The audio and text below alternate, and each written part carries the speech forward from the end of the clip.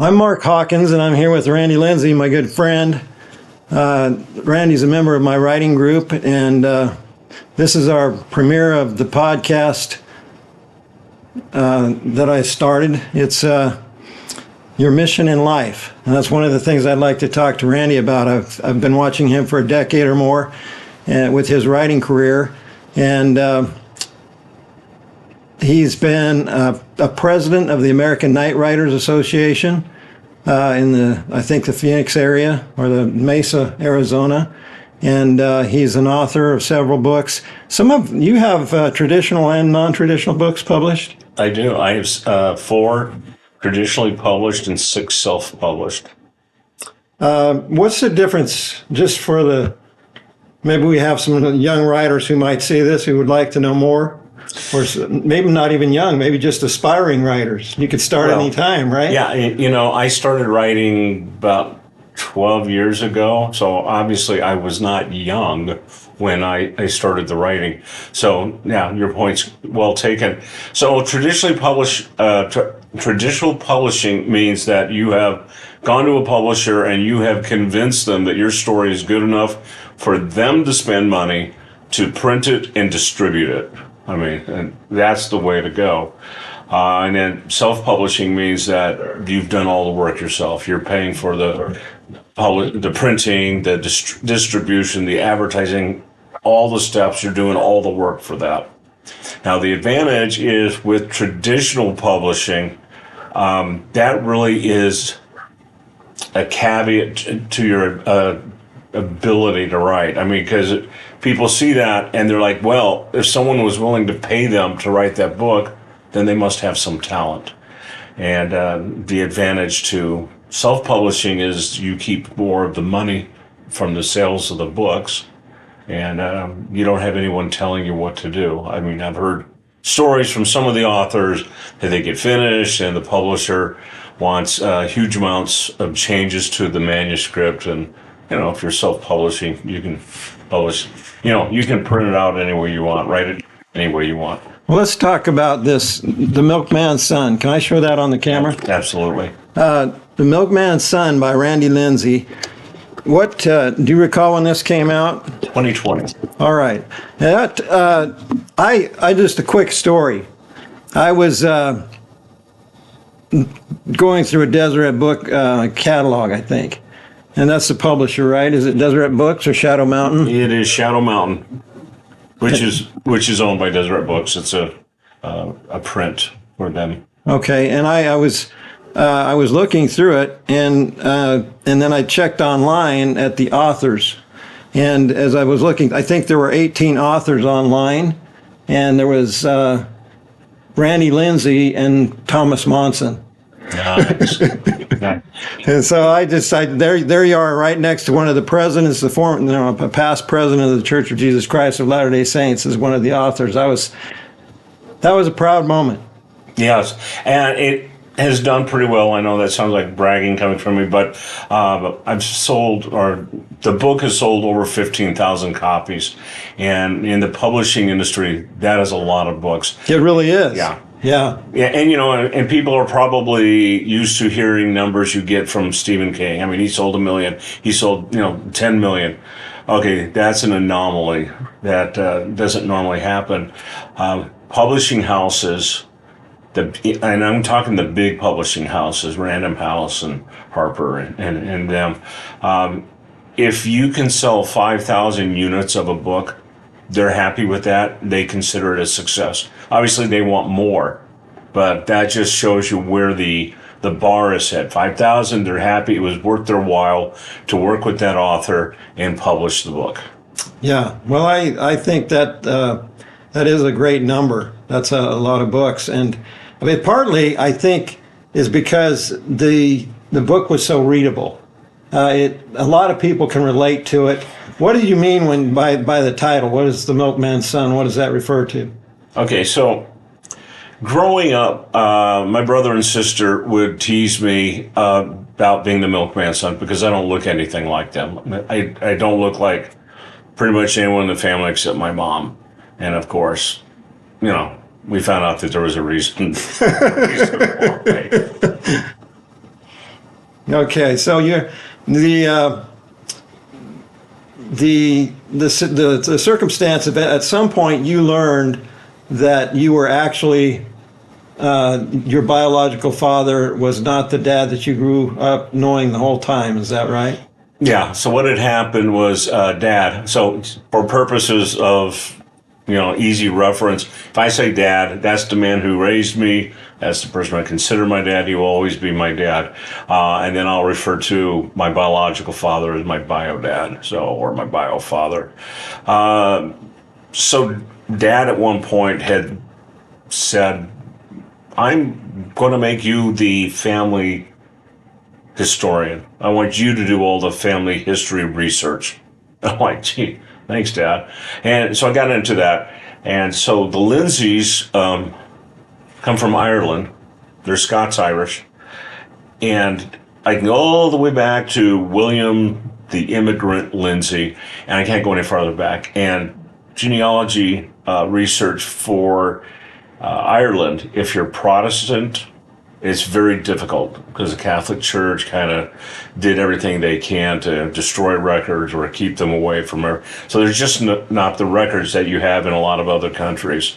So I took a DNA test and I figured, okay, this will be great because what will happen is I'll connect with some other people and maybe they've got some more work or we, cross-reference and find a common point where our ancestors probably came from, and I got the results back, and I noticed that a huge number of people I didn't know these people because he'll tell you you're related to these people, and you check their family tree, and I'm like, I don't know them, and at that time I had done an extensive work on both sides of the family, so I knew all the family. You would have known yeah. what the genealogy you already had done had established what you were expecting. Right. So I'm like, something's wrong. I got after Ancestry. I'm like, you guys messed up my test. They're like, no, we did not. And so I stayed mad for a while. And then I got an email from a gal. And for a long time, I called her the crazy lady. In fact, I still call her the crazy lady. And she suggested that she was my sister. I'm like, there is no way that you are my sister. Well, that's amazing. So it turns out she was eventually, right? Yeah. And so that's amazing that she was able to figure that out. Yeah, I didn't read as closely as I should have. So when you take those tests, they'll talk about how many centimorgans you have in common with someone else. And by that amount, they can guess the relationship. So by the amount of centimorgans, and she had her brother take the test, right? And so that comes in, and what it said when I read it was like first cousins are, probably first cousins, but it could be as close as close family. And by that, what they mean is half siblings. So or aunts or uncles or something like that. So yeah. it's actually a much closer relationship. And she says, look at that. Yeah. I'm like, oh no.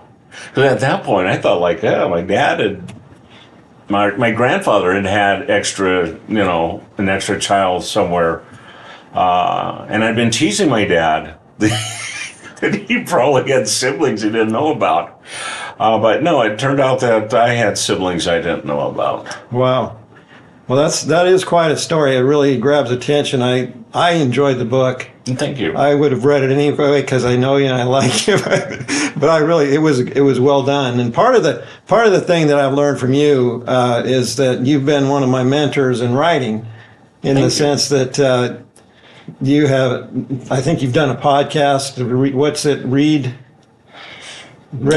Set, Right. Ready, Set, Right, and the right advice. Advice. I was on the Hogcast, which is a bunch of most of them are British, so I've done that. So I've done a few podcasts at this point. Yeah, and part of it is you've got enough books, and some of them traditionally published. You know how to write, and you're excellent at it, and So I think that you've helped a lot of people, not just in our writer group, but throughout all the seminars and things. I think sometimes you go down to libraries and schools or whatever you can and teach. You've taught at libraries, I think, haven't you? Oh, a lot. And local writing conferences, and at least 2 of the writing conferences, they have contests known as the first book, beginning a book contest, or the first chapter contest. And what that is people attending the conference send in the first 10 pages or so of their story, and then I and other judges would evaluate where it's strong and where it's weak. That way they can improve it and improve their chances of being traditionally published. Well, one of the things that I was going to ask you about is this YouTube channel talks about your mission in life as one of its themes. And so I wanted to know, do you consider, well, I'll just put it that way, what would you consider your mission in life to be? And it doesn't have to be writing, but it might be. I just wanted to hear it from you. I want to be able to help people.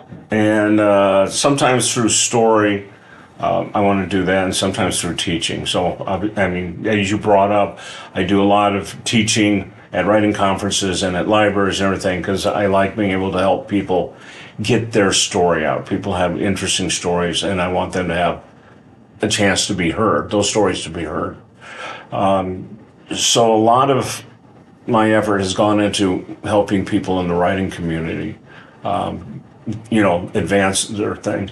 But each project I undertake is me wanting to help people, and depending on the project is really where I'm working on, how I'm helping them with.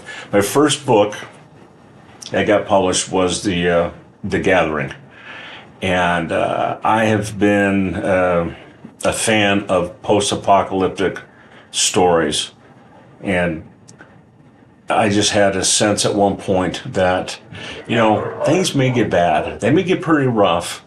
And wouldn't it be good to write a story that covers that, but it covers it in a way that it gives people hope that in the long run things will be all right? Well, we kind of know how it ends. Yeah. If Jesus Christ is going to come in the clouds of heaven, that's going to be a happy ending. Right. Yeah. Well, let's go back to your book, The Milkman's Son. All right. How did that affect your life? Were you able to go on and meet your biological father and other family members? Yeah. So, wow, it was really life-changing, which sounds very cliche. So first there's that disruption of my world is not what I thought it was. I had family in New Jersey. I had no idea that I had family in New Jersey, right? And I did. I went out and I met them. My wife and I both went out, and it was an amazing experience. I got out there and met my bio dad, and he gave me a great big hug, and I could literally feel the love coming from him pouring into my body. Right, so it was amazing. And then as I got to learn the family out there, well, the very first is I look like them. Right. Shocking. So, I get it now, right? Yeah. I do look like my family, just not the one I grew up with. And personality-wise, that family is much closer to the way I am. So, it felt like I was coming home, because these were people. Not that my old home. I love my family, and they're awesome. But you were going to say? Yeah, let me ask you that. The impact, did you maintain your relationship with the family you'd always had and grown up with? Oh, yeah. And that won't change, because, I grew up with them and everything, so we get together. So that's like a double benefit. That's the best of both worlds, right? It's as good as it gets. All right. And, I learned that I got stuff from both fathers, right? So my bio dad, there's a lot of traits that are just me. Traits that made me stand out in my family, made me the kind of the oddball, right? I'm into science fiction. I have a desire to write. I mean, I didn't when I was super young, but that developed. And all of those things I got from my bio dad.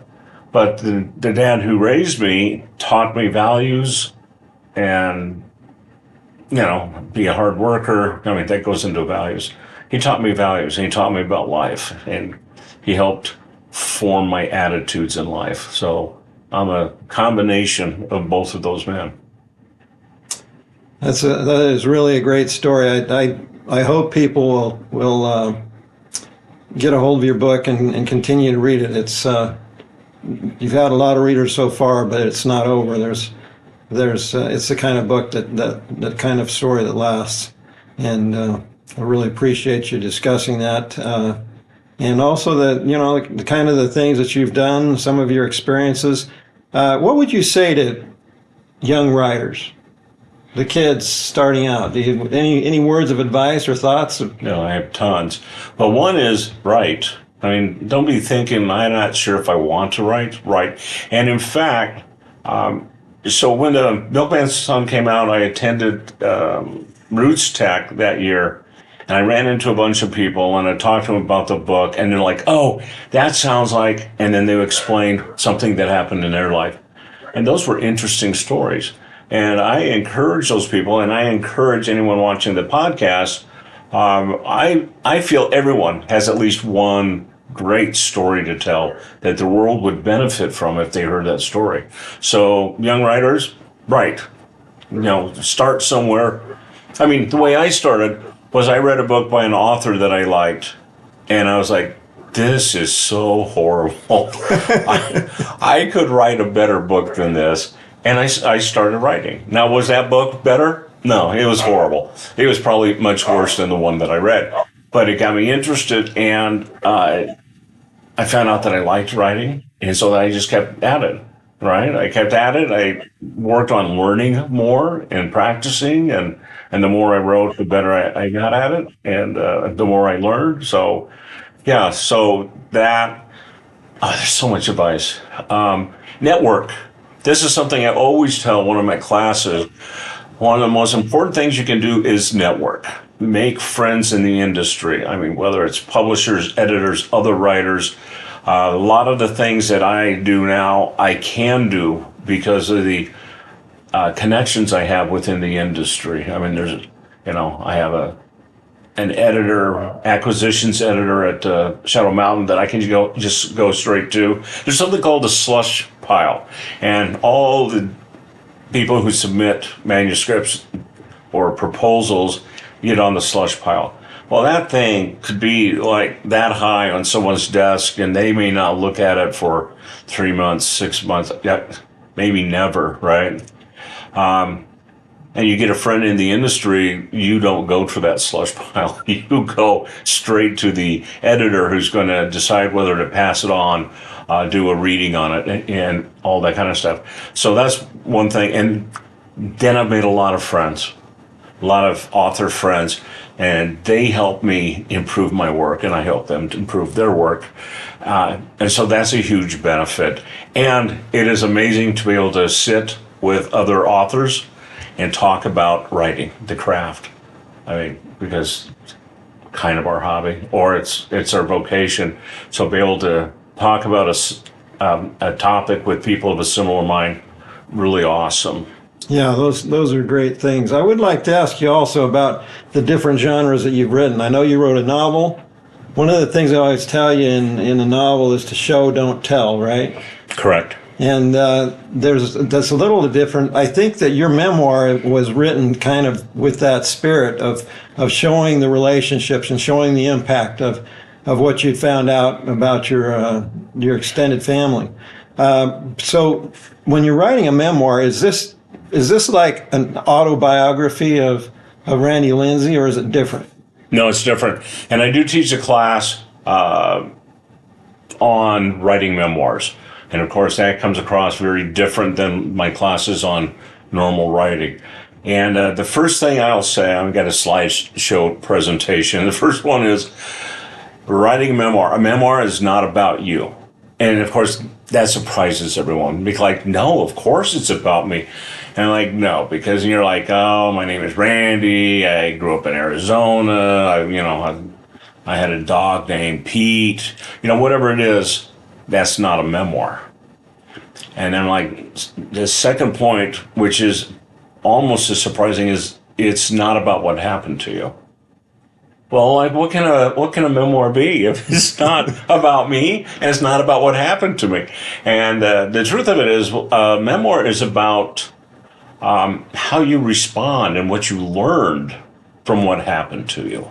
And so it's very different from an autobiography, which is, this is so and so, and they did this, or this is me. I did this, and this happened. And generally, autobiographies don't do well unless you're famous, because people want to hear about the small details in a famous person's life.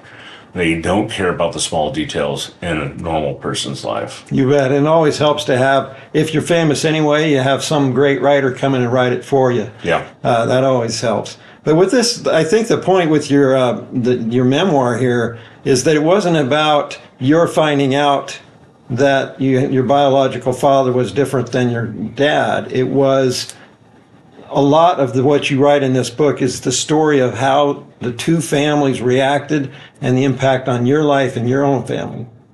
Would that be a fair statement? Yeah, I would say that, but let me give where I come from on it. I mean, that is perfectly acceptable. That you're right.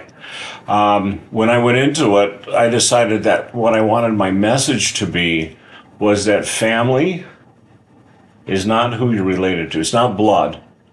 It's who you love and who loves you. And right. So as I go through the book, I give plenty of examples. So I give examples of the family I grew up with, that I'm not biologically related to my dad. I give examples of the family in New Jersey that I didn't know until, this whole thing it transpired. I give examples of my stepdaughter, who, she's my daughter.